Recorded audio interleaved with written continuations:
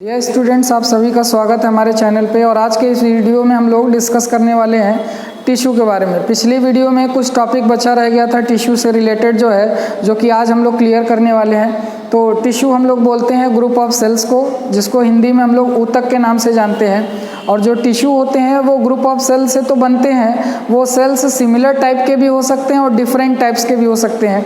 पिछले वीडियो में हम लोगों ने टिश्यू में मेरिस्टेमेटिक टिश्यू को पढ़ा था। टिश्यू की अगर हम बात करेंगे तो प्लांट में दो प्रकार के पाए जाते हैं, एक मेरिस्टेमेटिक टिश्यू होता है और दूसरा परमानेंट टिश्यू होता है। पिछले वीडियो में हम लोग मेरिस्टेमेटिक टिश्यू के बारे में डिस्कस कर चुके थे।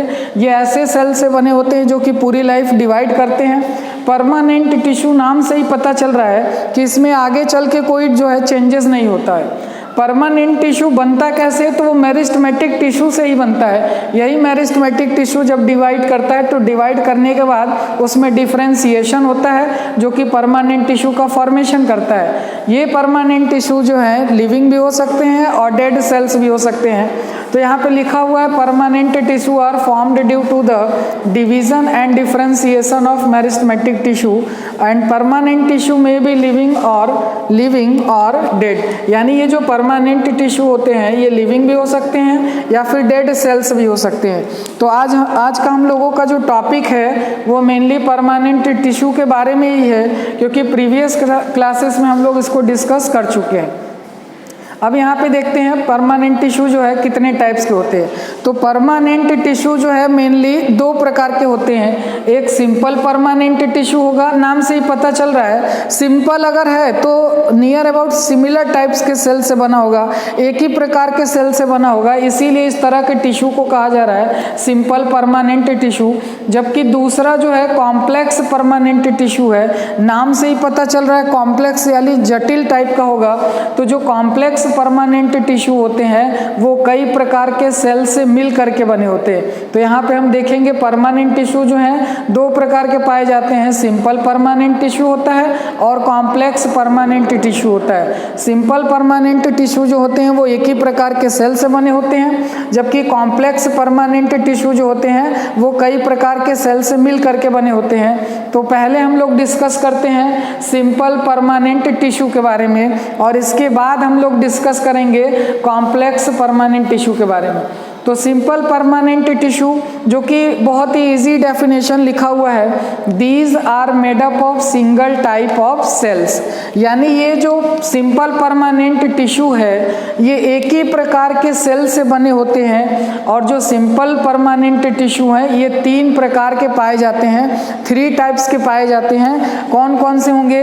एक पैरेनकाइमेटस सेल्स होगा जिसको पैरेनकाइमा के नाम से जाना जाता है। दूसरा कोलेनकाइमेटस सेल्स होगा जिसको कोलेनकाइमा के नाम से जाना जाता है। और तीसरा स्क्लेरेनकाइमा है जिसको स्क्लेरेनकाइमेटस सेल्स भी कहा जाता है। तो चलिए डिस्कस करते हैं पहला पैरेनकाइमेटस सेल्स के बारे में।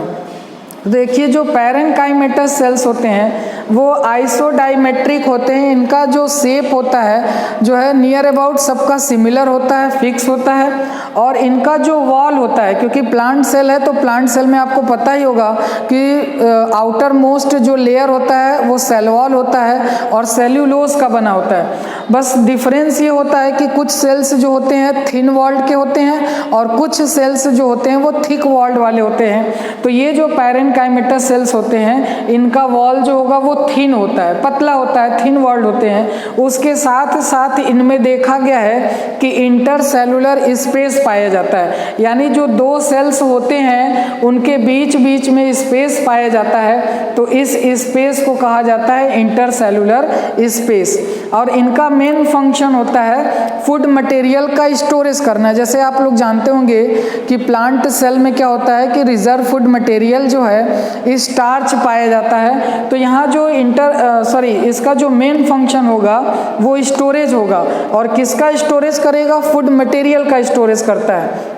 अब ये पैरेनकाइमेटस सेल्स जो होते हैं वो कई प्रकार के होते हैं, उनके एक्टिविटी के आधार पे जो है 3 कैटेगरी में बांटा गया है। अगर पैरेनकाइमा में जो है एयर कैविटी पाए जा रहे हैं तो उनको एरेनकाइमा कहा जाएगा।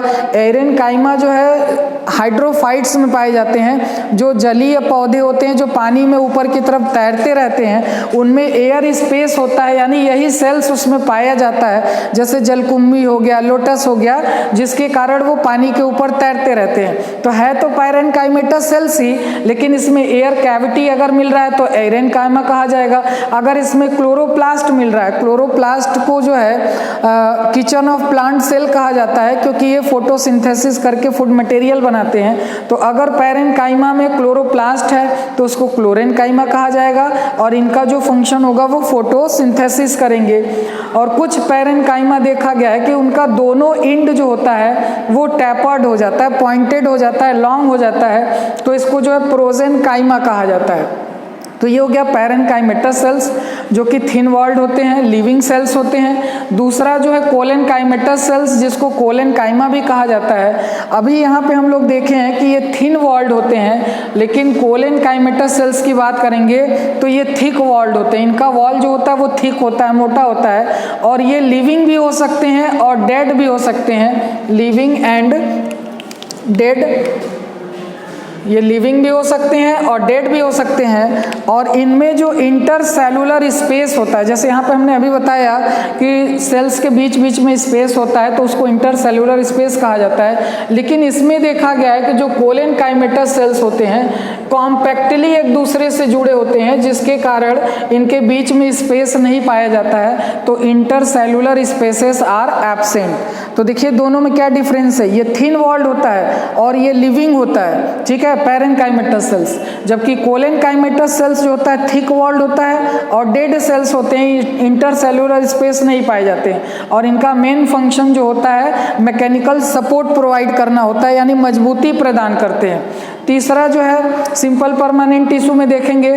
तो स्क्लेरेनकाइमा है, जिसको स्क्लेरेनकाइमेटस टिश्यू भी कहा जाता है या सेल्स भी कहा जाता है। तो स्क्लेरेनकाइमा भी जो होते हैं वो थिक वॉल्ड वाले भी होते हैं, यानी इनका जो वॉल होगा वो थिक होगा, और इनमें जो थिकनेस प्रोवाइड होता है एक खास प्रकार के केमिकल के डिपोजिशन से होता है, जिसको लिग्निन कहा जा रहा है। इनके वॉल पे डिपॉजिट हो जाता है, जिसके कारण इनका वॉल थिक हो जाएगा।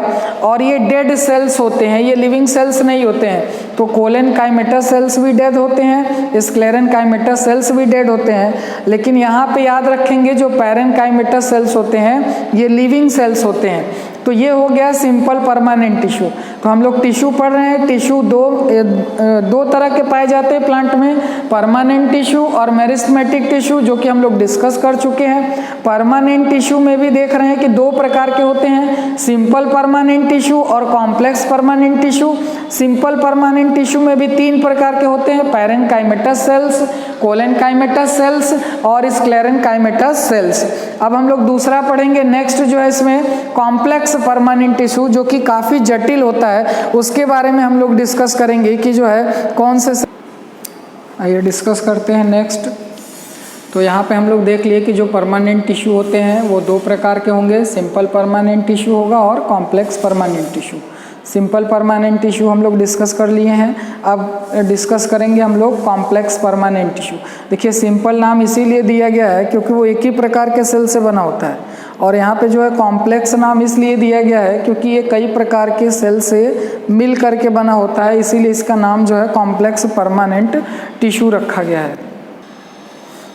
तो अब यहाँ पे हम देखेंगे कि जो कॉम्प्लेक्स परमानेंट टिश्यू है इनको क्यों जो है कॉम्प्लेक्स कहा जा रहा है, क्योंकि ये बने होते हैं group of different types of cells के, लेकिन इनका जो फंक्शन होता है, जो ये फंक्शन को परफॉर्म करते हैं वो सिमिलर फंक्शन को जो है परफॉर्म करते हैं। Group of different types of cell and perform common function.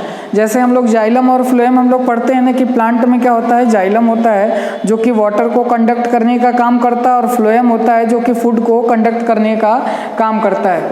तो ये जो कंडक्शन वाले टिश्यू होते हैं ना, ये कॉम्प्लेक्स टिश्यू होते हैं, कई प्रकार के सेल से मिल करके बने होते हैं जो कि ट्रांसपोर्ट करने का काम करते हैं। तो इसीलिए कॉम्प्लेक्स परमानेंट टिश्यू को कहा जा रहा है group of different types of cell and perform common function are called complex permanent tissue.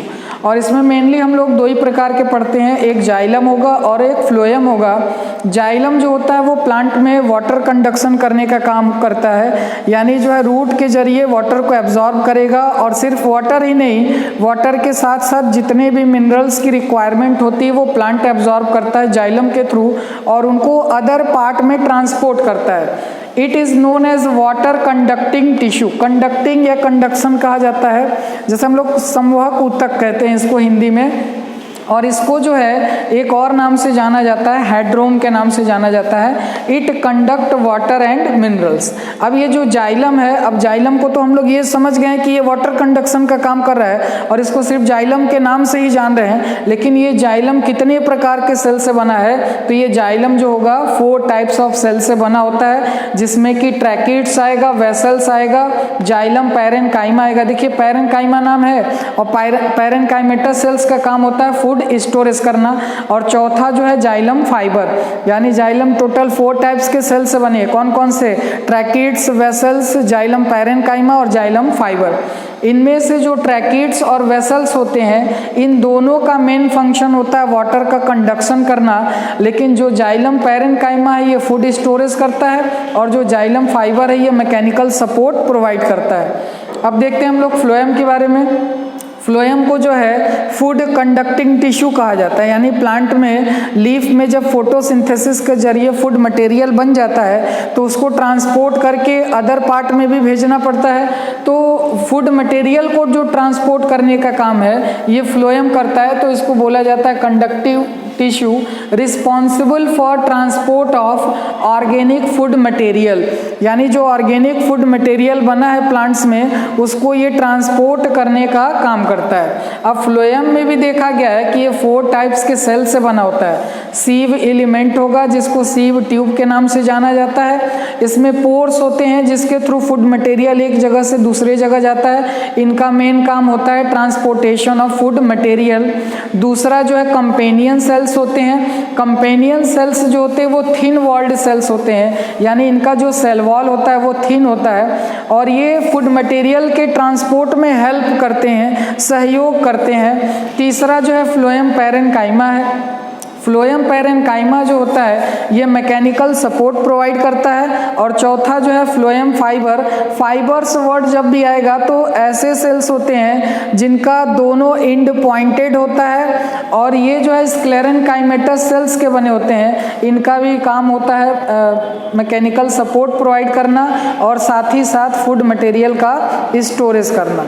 तो ये हो गया जो है टिश्यू के बारे में। पिछले वीडियो में हम लोग मेरिस्टेमेटिक टिश्यू पढ़े थे और इस वीडियो में हम लोग परमानेंट टिश्यू पढ़ लिए। ये टिश्यू वाला जो टॉपिक है ये ख़त्म हो गया।